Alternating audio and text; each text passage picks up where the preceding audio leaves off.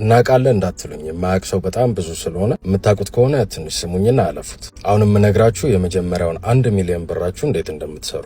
ስለዚህ እስቲ አብረን ሂሳብ እንስራ። ከ1 ሚሊዮን ሰው አንዳንድ ብር ከሰበሰባችሁ 1 ሚሊዮን ብር ነው። ከ100,000 ሰው 10 ብር ከሰበሰባችሁ 1 ሚሊዮን ብር ነው። ከ10,000 ሰው 100 ብር ከሰበሰባችሁ 1 ሚሊዮን ብር ነው።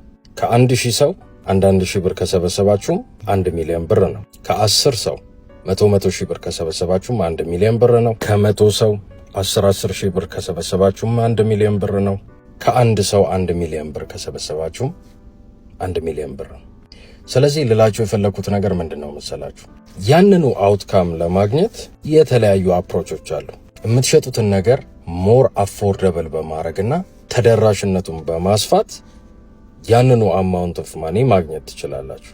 አይ ልፋቱ ይቅርብኝ የምትሉ ደግሞ ከሆነ በደንብ ኳሊቲውን ጨምራችሁት አቅም ያላቸውን ሰዎች የተወሰኑ ሰዎች ታርጌት አድርጋችሁ ያንኑ ገንዘብ ማግኘት ትችላላችሁ። ይህንን ስላችሁ ደግሞ የአንተ 1 ሚሊዮን ብር የታለ እንዳትሉ፣ አለበለዛ ሁላችሁም 100 ብር አምጡ ልላችሁ ነው። ለዛሬ የሆነው ይመቻችሁ።